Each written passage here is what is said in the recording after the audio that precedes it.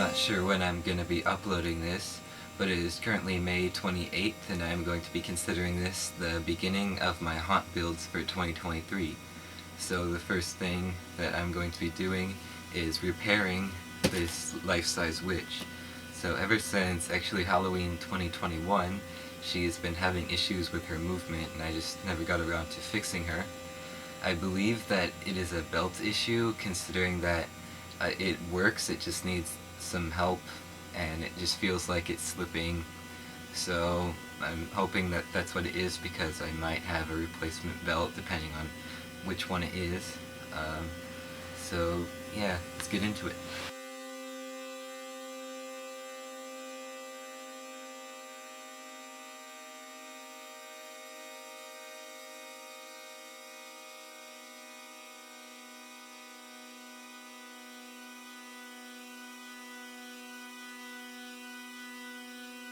So while I was partway through repairing this, I decided to power it on again just to see what it did, just to see it again, and I realized that the motor was making the distinct clicking sounds that come from split gears. So I realized that this was definitely not an issue with the belt, it was most likely a split gear, which I was worried about because I don't have very many gears, so I wasn't sure if I would end up like having the gear that needed to be replaced, and it turns out that I don't. It's a little 10-tooth gear, and I do have some 10-tooth gears, but the gear that it needs has smaller teeth than the ones that I have. See, this is a 10-tooth gear that I have. First of all, it's a like taller one, which would maybe, I don't think it would work in there actually, but then here is the one that was in it. I'm not sure if you might be able to tell. See, look how much smaller it is. These are both 10-tooth gears, and the one that was in it, this one, just has a lot smaller teeth. And I tried taking a quick look on eBay to see if I could find them, but I couldn't find any with the smaller teeth. I could only find the ones with the larger teeth that are used on like most items. So I'm either gonna have to try and find that little 10-tooth gear or replace the gearbox entirely. I think it wouldn't be too impossible to replace that gearbox because it looks like it's like some pre-made one that came from a factory maybe, so I could possibly find a replacement, but I think it would be a lot easier to first try and find a replacement gear, and probably less expensive. I'm gonna leave it off here as I try and find a replacement gear. Alright, so I parted out a few different toys and such, trying to look for that gear that I need, and unfortunately none of them had it. I tried turning one of them into a custom animatronic. I didn't have any idea in mind, I just wanted to see if I could make it go off with a sensor, and I was sort of getting somewhere, but unfortunately I ruined the circuit board, so I couldn't go through with that plan. So I'm gonna reiterate on this at the end of the video, but if anyone happens to know where I can find that little gear that I'm looking for, then I would be very happy if you could let me know. Alright, so what I'm going to be doing now is repainting my tombstones, and they were never really painted very well in the first place. There was always some pink showing. You can see pretty well on this one, there's some pink on the side there, and this one's also got some showing through. So what I'm going to do first is I'm going to roughen them up again, because the paint I think will like smooth over the aging that I've already done on it, and also there wasn't very much in the first place. And then I'll do what I did before, just a flat coat of black and then a dry brush of light gray. So time-lapse this now. So this time-lapse might look a little bit weird, and that's because it's playing slower than I actually recorded it, because I wanted to give myself enough time to do this voiceover, because a lot of people, or I guess just a few people, have asked me about how I make my tombstones, so I decided it would be worthwhile to document that a little bit better. So the first thing I'm doing here is, you've probably already seen it, but I finally realized I should be wearing a respirator while doing this because there's foam particles everywhere. Oopsies. Anyway, I'm just using a drywall saw to do most of the cutting and roughing up and stuff. I'm like carving crack designs into it in some places, trying to either go off the edge or where there's already like a hole like by the letters and such. And I also had a box cutter with me, which I used a bit, and also a wire brush, which was very good for making big, like, for weathering a large part of it, you know. It just adds a bunch of texture to it, and it's great. And that's just what I'm doing here.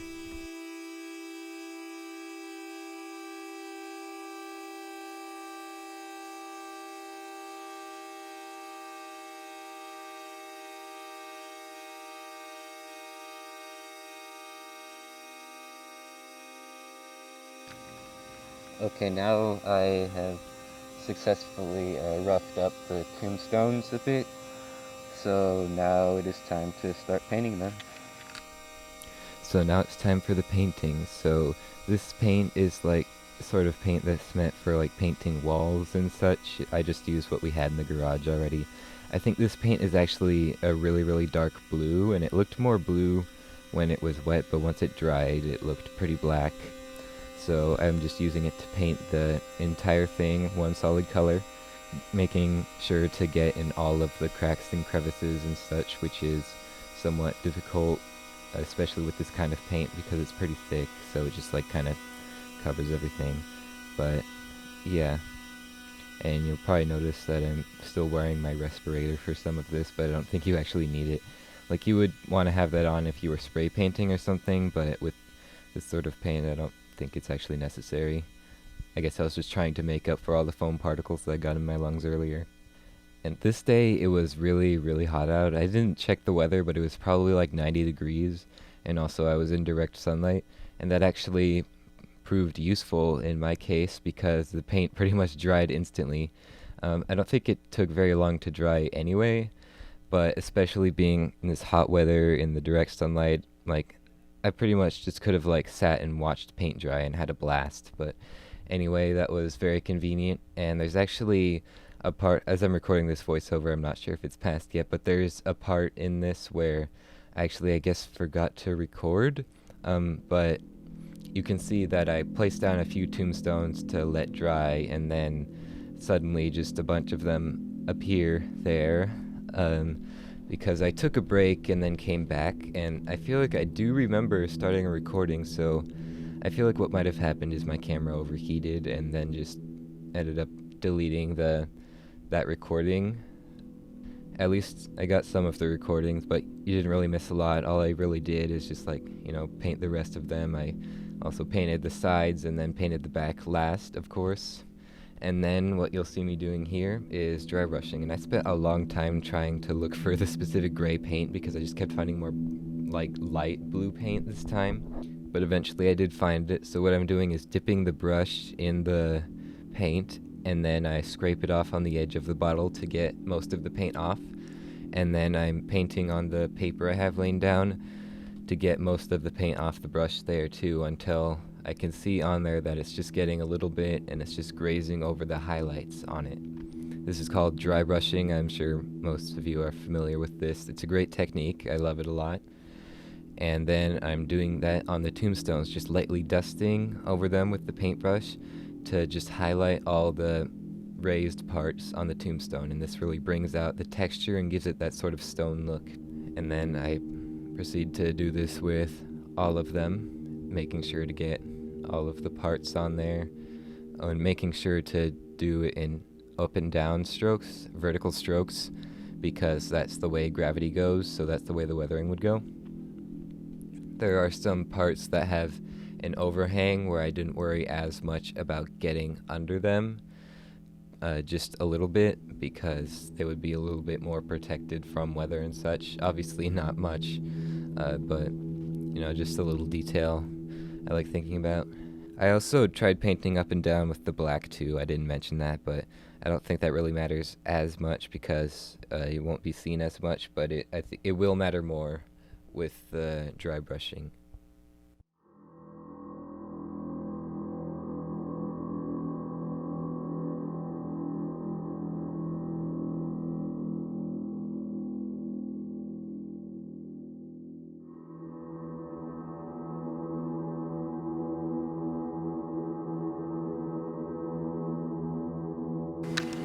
Okay, I would say that these tombstones are done now, and I still have to be over here because my camera is still on low battery, so I have to have it plugged in. I assume it's because I've been using it, but I think that they look a lot better than they did before. I still like filled in the cracks too much, so I guess it's a good thing I like went in and deepened them and added more and stuff. But yeah, I just think that they look a lot better. Like first of all, with not as much pink showing. I think there's still a couple tiny spots where I missed in some of them. There's a little bit here. Oh, and there's one on the front of one of those ones. I think it's right there that I have to go in with a smaller brush and put some black in there because I couldn't get in with the big brush. And that's kind of the problem. This paint is like too thick, so it just like fills in the crack. It like doesn't really go into the cracks unless you like glob it on there, and then it just like smooths it out, which is not great, but I think it'll be fine. It looks good enough to me. Yeah, and the dry brush really brought out a lot of texture in them. It just reminded me how much I love dry brushing. It just looks so great. Yeah, I feel like it looks better than the other ones. I'm already like forgot how the other ones looked. But either way, yeah, I'm happy with this. It feels so good to finally be done with these, especially after spending so long looking for gray paint and dealing with the weird blue paint over there. So I think I don't have anything else to say for this segment. I'll eventually, probably just like after I stop recording this, get a small brush and fill in that little crack over there. But yeah, on to whatever I do after this. Alright, so I'm working on another project right now. So this is going to be a head spinning groundbreaker. Kind of just like went ahead with it, so I didn't really document it, but I'm not too far along, so I can just tell you what I've done so far. So the first thing I did was create this upper portion. So we had these coat hangers that we were going to throw away, but I took some and cleaned them off, and I thought that they would be good to use for a shoulder piece since they're about a shoulder width, because you know they're supposed to hold clothes. So I think it'll look better once I pat it out, of course. And this pole was from an old mop that my grandparents were going to throw away. It was broken and it was all crusty, so I ripped the mop head off, and I also cut it down just a little bit because it was a little bit too tall. And it's held in place with this. This is an aluminum can that I cut up, and I put some tape on it just so it wasn't as sharp, and also that holds it together. And I did it this way so that I can remove it. So it just slides off, and the hangers also sort of grip it in place there, and then it can just go on like that. And then here is a motor with a battery pack on the back.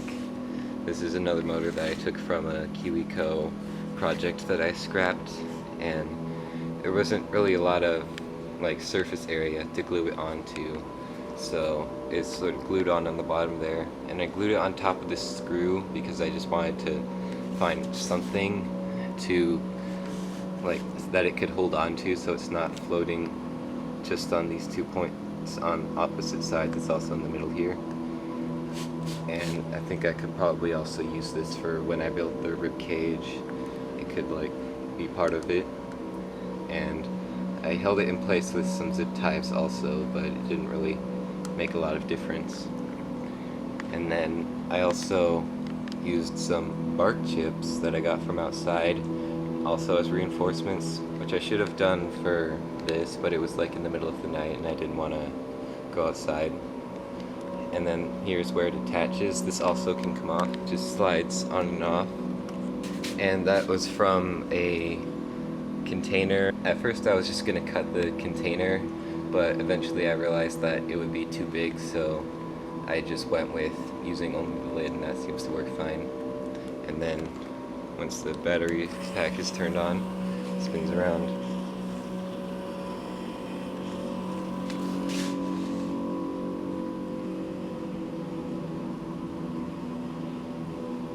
here at the bottom is the other half of the container I used to help stabilize the hole here. I don't think it really made a lot of difference, but I wanted it to be more stable anyway. I might eventually come up with a better way because I'm not sure how much this will hold, and I know it'll probably be different once I add the arms. I think that'll be the biggest factor because they'll offset the weight.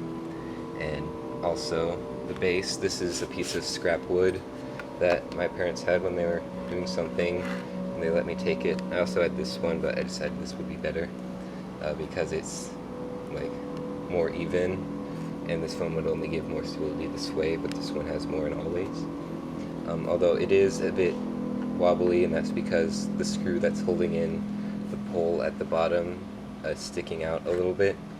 So I might fix that eventually if I can find out where the countersink things are for the drill. I can just make a little indent at the bottom there, and I think it'll be fine once I add weight. If I use it in the yard, I would also be able to stake it into the ground. So even though it is a really small base, I think it's fine. I want it to be small because then it can hide better underneath the clothes and such. So that's what I have for now, and I'll make another video after some progress. Alright, so I have attached the arms, and I did use the heat gun pool noodle technique to attach the elbow joints here, and it does seem to hold it pretty well, so that's good. And for attaching them to the shoulders, I decided to use this weird configuration of zip ties that would make it removable, because you know I love making props that disassemble. So there's this zip tie which is holding another one in place here, and this is glued in just to keep it secure. And then this black zip tie here goes through a loop on the pool noodle, and then through another loop on the hangers. So it kind of just like braces it in place, and it holds it pretty well. And there's all this extra, so it shouldn't slip off. Hopefully it feels like it holds pretty well. Although downside is you can see it kind of rotates, which could actually be good because I could pose the arms, but I'm just not sure how well it'll hold in place. I don't know if it'll like get like moved by the wind or if it'll get bumped. Probably not. I don't think I'm gonna have this like too close to where people are walking, but it may be something I end up fixing. But that's good enough for now. And so for the hands, I have these ones that I actually made a long time ago when I was planning on making this item. But the thing is that the corpsing, I like did something wrong, so it like the stain isn't staying on the plastic. It flakes off a lot, and that's with all of my like corpse things. So it's also with that other zombie groundbreaker I made. So I'm gonna have to like redo it and figure out what I did wrong and how I can make it stay in place. So I think I'll start again after I figure out what I'm gonna do about it. Alright, so some changes I've made. I've carved out the eye holes because I want to try and give it eyes that follow you, but I might actually give it one eye and one eye that's hanging out, so one of them will just have to be filled back in. And I originally tried to just like push the eyes back in a little bit using a heat gun, but I didn't realize that the plastic was a lot thicker than I thought it was, so the head just started caving in here. I tried to push it back in, but it kind of gave it this like eyebrow here, which is kind of cool, I guess. And I did try that on the bottom of the mouth where the plastic was much thicker, and it didn't work too well. It's what led me to think I had to hold the heat gun for so long right there. I saw that trick in a YouTube video I was watching about corpsing, just to refresh everything to make sure I was doing it right. And the thing I'm going to be trying to help the stain stick is using a little bit of black spray paint on it, because they said that it will cling to it, and I think it should help it stay on and also help with the color. for now I'm just trying it with these hands for the head spinning groundbreaker, and after they fully dry, I'll give them a light dusting of spray paint. Right now we currently still just have the glossy black, but hopefully soon I'll be able to get some flat black. And even if I don't, if it dries soon before I have the time to get the flat black, I might try the gloss just to see how it looks, because I think it might look fine, because I think it wouldn't be too far-fetched to expect the zombie to be slimy. So that's where we're at now. Alright, so I've done a bit with him. I don't think I remembered to document much of it, but the first thing is that I distressed that white shirt that's underneath the jacket, and I'll show that in a second. But above that you can see that I got him a coat, and I also changed the way that I was attaching the arms to make one that's better, because the other one was like really floppy because of the way I used the zip ties. But this one seems to hold much more stable. Let's see. Pretty much all the jiggle now is just like from the pull noodle bending. It's not from like the zip tie, like just being floppy. And a closer look at the shirt. On the front here, what I did is, well, first I like sprayed it in paint, but I really wasn't happy with it because it kind of just looked like it was covered in paint and not that it was all muddy. So my next idea was, well, at first I think I put more paint on it, and then after that I like covered it in dirt, and then like sprayed Flex Seal, clear Flex Seal on the front, and that was what I did on the front here. And then on the back I wanted to try something different, so I tried using spray adhesive, and it sort of worked, but it's like perpetually sticky now. And this is also a little bit sticky, but not as much as the spray adhesive on the back. So I think it looks fine when it's like covered up mostly like this, but when it was on its own it still just didn't look that great.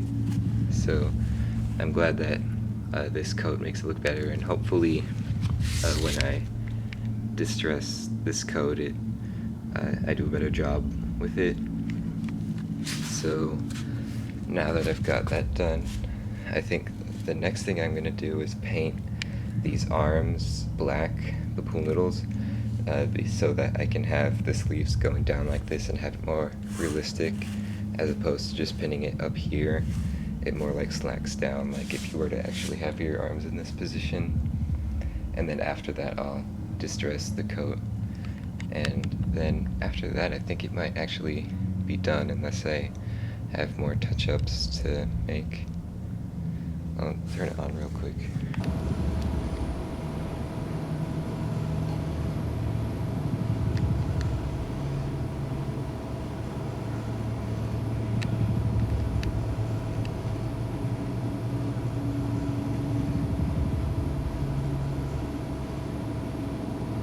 The coat makes him look a lot bulkier, which I'm not sure how to feel about it yet, because I mean, he's partially decomposed, so he shouldn't be too bulky. But I think the suits just kind of make you look like that, so I don't think I'm going to try and do anything about it.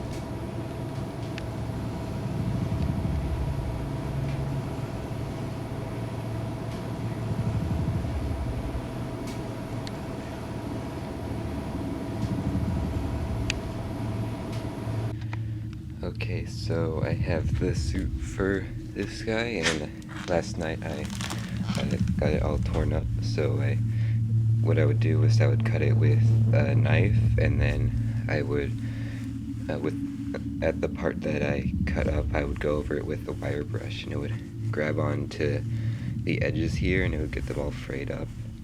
And I think it looks really nice. And I also did a bit with the scissors too, like on the edges, like, and down here. I did that with scissors.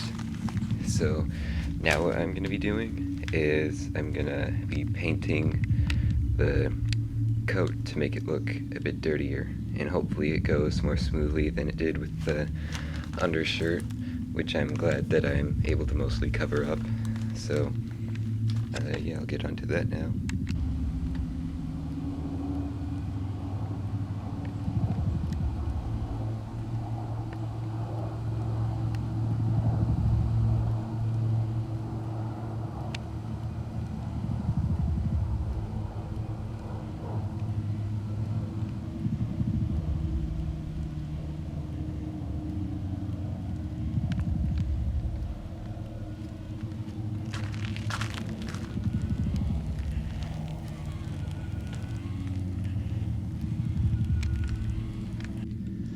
As I'm filming this, I don't have time to set up the whole item, but these are all done being painted and dried. I kind of ended up doing the same thing that I did with my other one, where it all just kind of looks black, but I think that's fine. It's good enough for me. I still like it.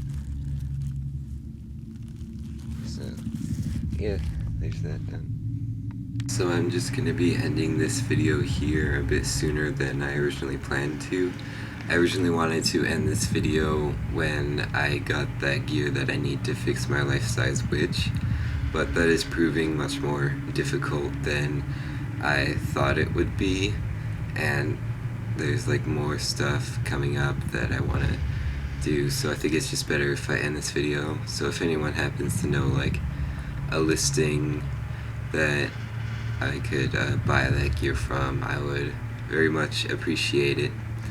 So yeah, as for now, I don't have anything else to say. Stay tuned for the next video, which is going to be about my life-size scarecrow build. So thanks for watching.